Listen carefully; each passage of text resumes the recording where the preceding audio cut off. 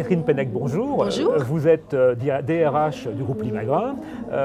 Tout d'abord, une première question. Est-ce que l'on peut considérer à un moment donné qu'avant de s'intéresser à la fonction de DRH dans sa généralité, est-ce qu'on peut parler de particularités de la fonction RH dans un groupe comme le vôtre, un groupe coopératif, donc naturellement avec un mode de fonctionnement différent d'un groupe structuré et organisé comme une entreprise dans laquelle l'ensemble de ses salariés seraient finalement sous une organisation commune. Comment se passe le rôle de RH au sein d'un groupe comme le groupe Limagrin?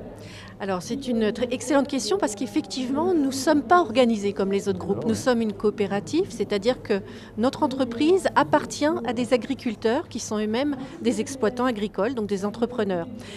La particularité de notre organisation, c'est que nous sommes extrêmement décentralisés. Donc mon rôle de DRH, c'est effectivement de définir une politique RH pour l'ensemble du groupe, tout en respectant les spécificités et les cultures locales.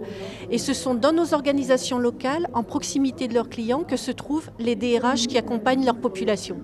Alors j'imagine que vous êtes confronté, tout comme les DRH au sens classique du terme. Vous voyez, je dis classique alors que votre organisation finalement n'est peut-être pas aussi différenciante, mais tout de moins à ses spécificités, confronté aux grandes évolutions de la profession, ne serait-ce que par l'introduction des nouvelles technologies, du digital, parfois même des nouvelles générations qui ont des comportements un petit peu différents. Quelles sont pour vous les évolutions majeures qui concerneront votre profession pour les années à venir? Alors, dans les évolutions majeures, une qui est évidente et pour tout le monde et dans tous les métiers, c'est l'introduction du numérique. L'entreprise devient digitale et nous, RH, nous devons accompagner nos salariés dans cette mutation parce qu'elle va impacter leur métier. Et donc, tous nos métiers vont évoluer dans l'entreprise, y compris le nôtre, par l'introduction de systèmes d'information spécialisés RH. Deuxième grande mutation, c'est effectivement l'internationalisation. Il est de plus en plus rare qu'une entreprise soit seule sur son marché et qu'elle soit sur un marché local. Donc l'internationalisation nous oblige, nous RH, à accompagner différemment, là encore, nos populations, en s'assurant qu'ils ont cette ouverture à l'interculturel et qu'on va pouvoir trouver des profils qui correspondent à cette exigence interculturelle, à cette curiosité, à cette audace d'aller découvrir d'autres pays et de s'implanter dans ces pays.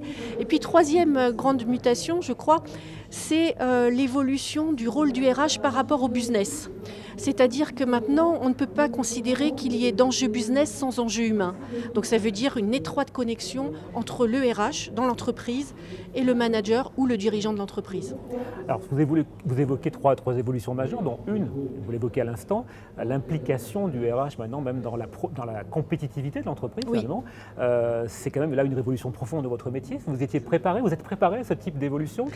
Comment le RH conçoit-il d'évoluer dans les années à venir autour de cette thématique-là? Alors le RH se transforme en marketeur, effectivement, un marketeur de sa propre marque, la bannière de son entreprise. Nous, c'est Limagrin, on doit développer la marque employeur Limagrin.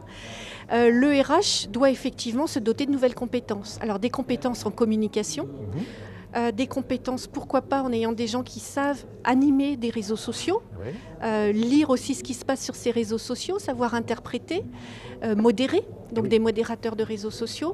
Il doit aussi inclure dans ses équipes maintenant des gens qui sont en analyse de données, qui savent faire de l'analyse de données RH, qui savent utiliser les nouveaux outils informatiques et qui savent travailler en mode transverse, en conduite de projet. Donc plein de nouvelles compétences à acquérir pour les RH. Alors, une dernière question avant de vous libérer.